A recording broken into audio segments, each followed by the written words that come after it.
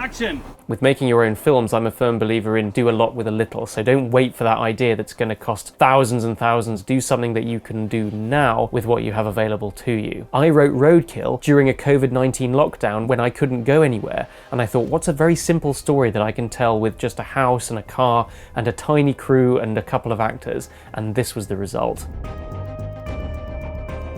It's silly really, isn't it? Sometimes your mind wanders, and when you pull up at home, you wonder how the hell you got there. You can't remember anything about the journey at all. Terrifying, really.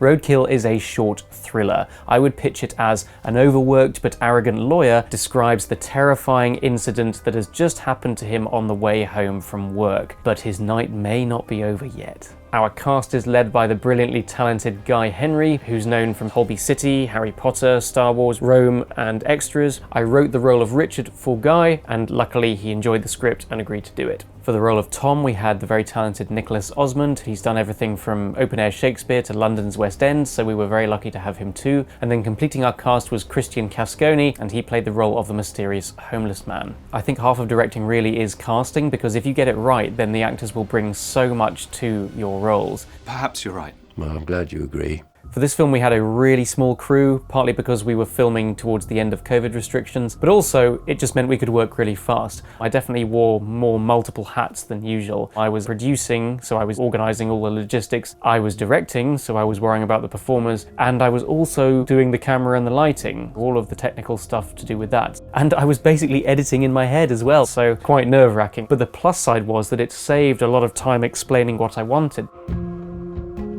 We had gone and shot the POV driving shots the week before, but other than that, everything in the film was shot on a single night in January from about 5 PM to 11 PM. When the actors arrived, the first thing we did while we were waiting for it to get dark was to just have a discussion about the story and then do a proper read-through, and we'd read it through at least twice and talked about how we would want to play it. Clearly, you do not get to be him if you're not sharp as a button. I imagine my job in life generally is to make his life as easy as possible. I was nervous about telling him. Yes. I was very frightened. He's a decent man, Tom. Yes. And whilst I'm telling him, I'm also going back through the thing that's just happened myself and thinking, what did happen? Okay, let's roll on sound and camera, please. Sounds good. I had designed the first 2 minutes of the film to be a long take which just pushes in slowly on Guy as he recollects his story. So this was like watching 2 minutes of live theatre. It was electric. You could hear a pin drop while this take was happening. I mean, it was nerve-wracking for Guy, but it was a lot of fun to watch. And when we knew we had nailed that first big master shot, it just gave us such a great feeling to push on with the rest of the film. Magic, cutting there. That was better, wasn't it? That was the one.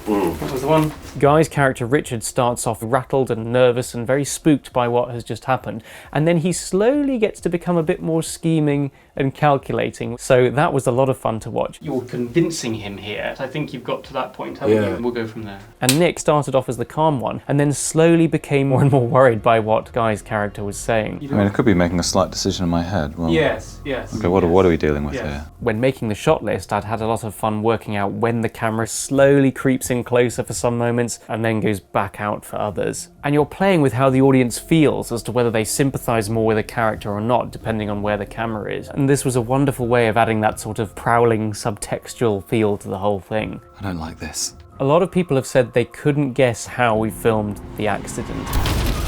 I'm really proud that that does look real. See if you can guess how we filmed that. Okay, action!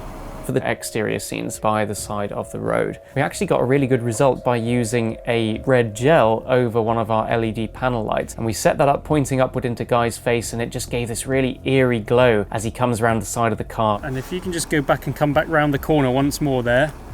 Yeah, that's it. Great. Perfect. Okay, cutting there. It is quite scary making a film at that breakneck pace, because if you discover later that something totally didn't work, you're not really going to be able to get everyone back together to do it again very easily. Terrifying, really. I think the biggest challenge when making an independent film is that you're up against time. You don't have long to get everything you need, and so you need to just have planned absolutely everything you can. Stay calm. Tell me what happened. I'm very excited for the audience to see Roadkill. I hope it will be 8 minutes that you spend on the edge of your seat, breathless with excitement.